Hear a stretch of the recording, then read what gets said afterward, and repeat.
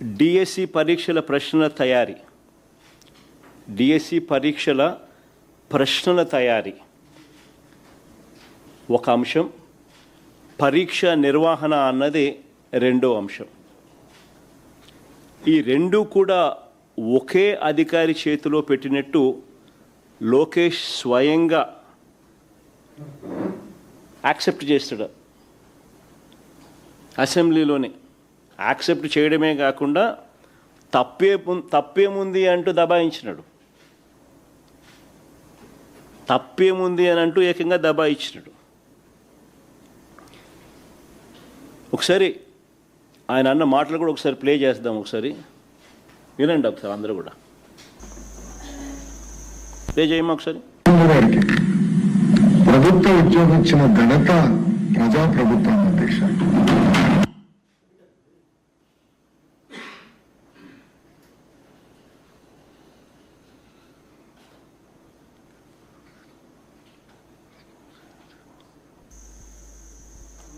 ఏమా ప్రాబ్లం ఉందా? విజయాన్ని పివి సింధు గారికి ప్రభుత్వ ఉద్యోగం ఇచ్చిన ఘనత ప్రజాప్రభుత్వం అధ్యక్ష. మీరు సెట్ చేసుకోండి. అందులోపల డిఎస్సి పరీక్షలకు అవసరమైన ప్రశ్న తయారీ అనేది ఎస్సీఈఆర్టీ డైరెక్టర్ బాధ్యత. ప్రశ్న తయారీ అనేది ఎస్సీఈఆర్టీ డైరెక్టర్ బాధ్యత. డిఎస్సి పరీక్షను నిర్వహించే బాధ్యత డిఎస్సి కన్వీనర్ది. ఈ రెండు ఒకే వ్యక్తికి ద్వారా జరిపిస్తే పారదర్శకతకు పాతర వేసినట్టు అవుతుంది, లీకేజీకి స్వయంగా ద్వారాలు తెరిచినట్టు అవుతుంది.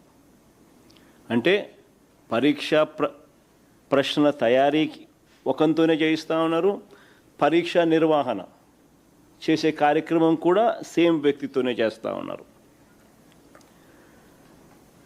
ఏపీడిఎస్సి నియామకాల చరిత్రలోని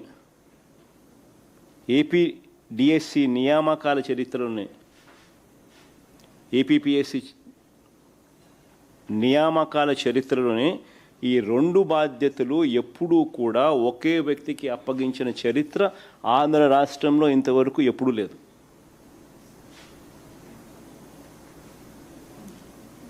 ఎందుకు ఆ రకంగా చేస్తారు అని అంటే దానికి కారణం ప్రశ్నలు తయారీ చేసే వ్యవస్థకు పరీక్ష నిర్వహించే వ్యవస్థకు మధ్య ఉండాల్సిన చెక్స్ అండ్ బ్యాలెన్సెస్ తొలగిపోతాయి కాబట్టి. ఒకసారి ఆయన అన్న మాటలు ఒకసారి వీళ్ళు రెడీగా ఉన్నట్టున్నారు, ఒకసారి ప్లే చేసి ఒకసారి వినండి ఒకసారి.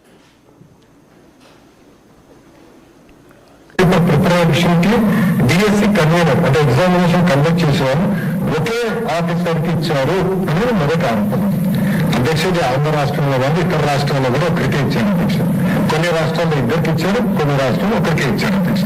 మనం 148 రోజులు నిర్వహించాలి, చాలా టైట్ గా సిస్టమ్ నిర్వహించాలని ఒక వ్యక్తిని నియమించాం.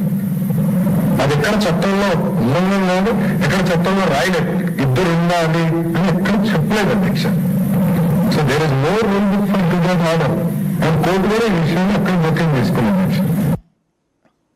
క్లియర్ కట్గా ఆయన ఎంతకు ఆయనే ఒప్పుకున్నాడు కూడా. అంటే మొట్టమొదటిసారిగా ఆంధ్ర చరిత్రలో ఎప్పుడూ జరగంది ఇక్కడ ఈ రాష్ట్రంలో ఈయన ఎడ్యుకేషన్ మంత్రిగా ఉంటూ దీన్ని జరిగించినాడు. దీనివల్ల పరీక్షల ప్రశ్నల తయారీ, పరీక్ష నిర్వహణ ఈ రెండు బాధ్యతలు ఒకే వ్యక్తి చేయడం వల్ల చెక్స్ అండ్ బ్యాలెన్సెస్ పూర్తిగా తొలగించడం జరిగింది. దీనివల్ల స్కామ్కు మొట్టమొదటగా బీజం పడడం జరిగింది. అందుకే సిబిఐ ఎంక్వైరీ అన్నది అడగడం జరుగుతూ ఉంది. ఒకే వ్యక్తి చేతిలో ఈ బాధ్యతలు ఎందుకు పెట్టారు?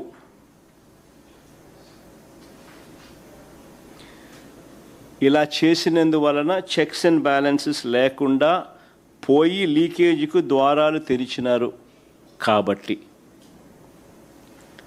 ఇక పాయింట్ నెంబర్ 2, రెండో పాయింట్, డిఎస్సి ప్రశ్న పత్రాలు తయారు చేసే విభాగంలో ఉన్న అవుట్సోర్సింగ్ ఉద్యోగి నవీన్కు ఫస్ట్ ర్యాంక్ రావడం వాస్తవమేనని అసెంబ్లీ సాక్షిగా మరోసారి తండ్రి కొడుకులు ఇద్దరు ఒప్పుకున్నారు, అబ్బా కొడుకులు ఇద్దరు ఒప్పుకున్నారు. ఒకసారి ప్లే చేయండి అమ్మా ఒకసారి. ఫస్ట్ మెరిట్ లిస్ట్ చూపించండి. ఫస్ట్ ఇది నవీన్కు ఫస్ట్ ర్యాంక్ వచ్చిన నవీన్కు సంబంధించిన మెరిట్ లిస్టు. నెంబర్ 1 ర్యాంక్లో నవీన్ అక్కడ కనిపిస్తున్నారు చూడండి, ఫస్ట్ ర్యాంకు. ఇదే నవీన్కు మళ్ళీ మెరిట్ లిస్ట్ మార్చేసి నవీన్ పేరు తీసేసిన సెకండ్ మెరిట్ లిస్ట్ ఒకసారి చూపించండి. నవీన్ పేరు తీసేసిన సెకండ్ మెరిట్ లిస్ట్ పబ్లిష్ చేసినారు. ఫస్ట్ మెరిట్ లిస్ట్లో నవీన్ పేరు ఉంటుంది. వెంటనే నవీన్ తప్పించే కార్యక్రమం చేసి నవీన్ పేరు తీసేసి నవీన్ పేరు లేకుండా సెకండ్ మెరిట్ లిస్ట్ రిలీజ్ చేసినారు. అబ్బా కొడుకులు ఇద్దరు కూడా తనకు ఫస్ట్ ర్యాంక్ వచ్చిందని అసెంబ్లీ సాక్షిగా ఇద్దరు ఒప్పుకున్నారు.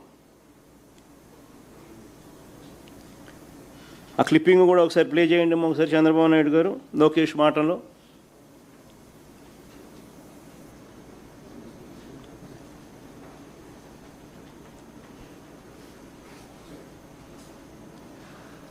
క్వశ్చన్ పేపర్ ప్రిపరేషన్ లో ఉన్నాడు, అతను ఫస్ట్ ర్యాంక్ వచ్చింది అని వాళ్ళు ఆరోపణ చేశారు. అతనికి కాల్ లెటర్ వెళ్ళింది, అతని సర్టిఫికేట్ వెరిఫికేషన్ కి అతను రాలేదు. సర్టిఫికేట్ వెరిఫికేషన్ రాకపోతే ఆటోమేటిక్లీ డిస్క్వాలిఫైడ్. ఎవరికో ర్యాంక్ అవుట్ వచ్చింది, అతను ర్యాంక్ అవుట్ వస్తే ఎవరు కనుక్కున్నాం ఏంటి ఎట్లా వచ్చింది, వెరిఫికేషన్ రాలేదు. వెరిఫికేషన్ రాకపోతే 1 వచ్చిన వాడికి ఎందుకు ఉద్యోగం అంటారు. ఇద్దరు అబ్బా కొడుకులు ఇద్దరు కూడా ఒప్పుకున్నారు ఆయన ఫస్ట్ ర్యాంక్ వచ్చిందని. ఇద్దరు అబ్బా కొడుకులు ఇద్దరు అసెంబ్లీ సాక్షిగా ఇద్దరు ఒప్పుకున్నారు కూడా. మరి నేను అడుగుతాను, మన ఫస్ట్ ర్యాంక్ వచ్చిన ఈ నవీన్కు ఉద్యోగం ఎందుకు ఇవ్వలేదు? ఫస్ట్ ర్యాంక్ వచ్చిన ఈ నవీన్కు ఉద్యోగం ఎందుకు ఇవ్వలేదు?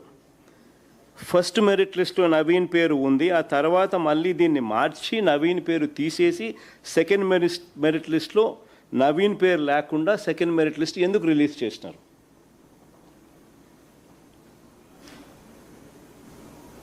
చంద్రబాబు నాయుడు గారు ఆయన కొడుకు ఏమంటారు?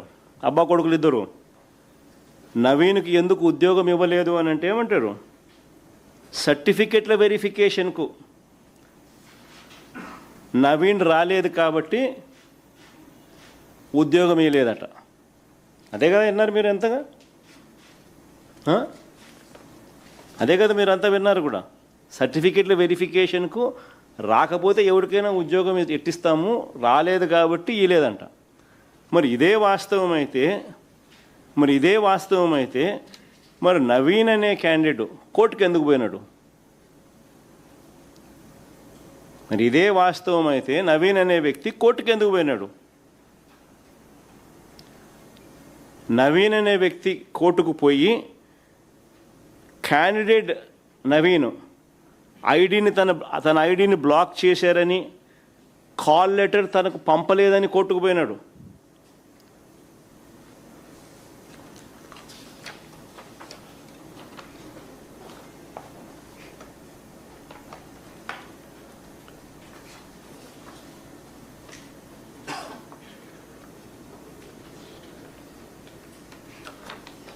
నెక్స్ట్ పేజ్ అమ్మా.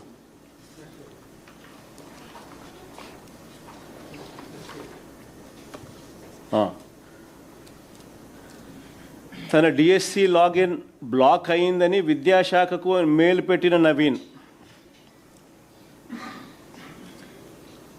I'm Naveen mega DSC so and so login is not login from 26/8/2025 to till now 3/9/2025, so I could not receive the call letter.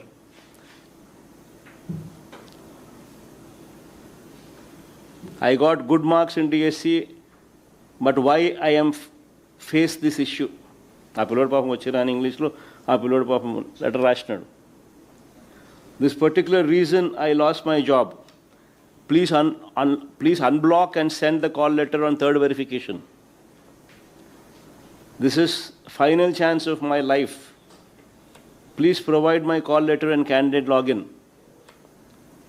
DSC login block అయ్యింది అని విద్యాశాఖకు మెయిల్ పెట్టిన నవీన్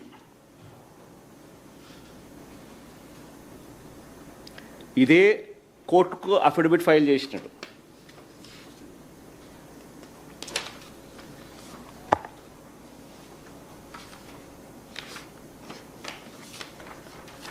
ఇదే నవీనే కోర్టుకు ఇదే మాదిరిగానే ఫైల్ చేసినాడు.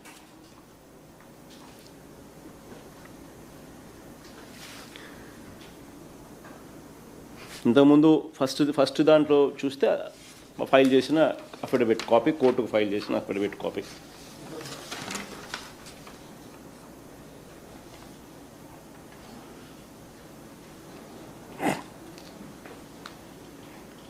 ఆ కాపీలోనే తను సంతకాలు పెట్టి కూడా దాని తర్వాత సబ్సిక్వెంట్గా దాని కాపీలోనే పెట్టి ఇచ్చినాడు. నేను అడుగుతా ఉన్నా, నేను చంద్రబాబు నాయుడు గారిని అబ్బా కొడుకుని ఇద్దరిని ఒకటే అడుగుతాను. క్యాండిడేట్ ఐడిని బ్లాక్ చేసి కాల్ లెటర్ పంపనప్పుడు ఆ నవీన్ సర్టిఫికేట్ వెరిఫికేషన్కు ఎలా రాగలుగుతాడు?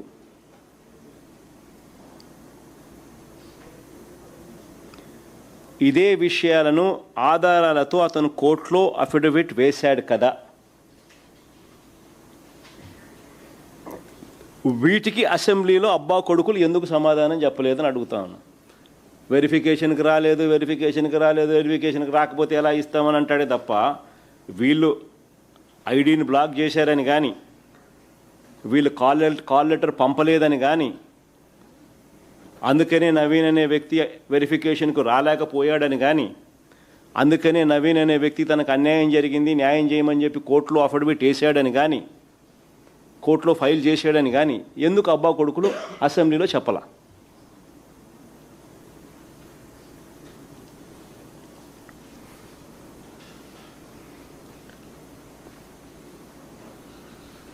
కారణం ఎందుకు చెప్పలేదంటే కారణం నవీన్ అవుట్సోర్సింగ్ ఉద్యోగి అని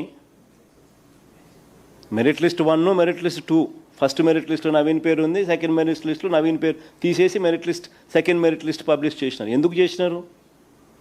ఎందుకు అసెంబ్లీలో అబద్ధాలు ఆడుతూ ఉన్నారు? కారణం నవీన్ అవుట్సోర్సింగ్ ఉద్యోగి కాబట్టి, ఆయనకు క్వశ్చన్ బ్యాంక్ యాక్సెస్ ఉంది కాబట్టి, పరీక్షల్లో ఫస్ట్ ర్యాంక్ వచ్చిందని తేటతెల్లంగా కనిపిస్తూ ఉంది కాబట్టి, లీకేజ్ జరిగింది కాబట్టి,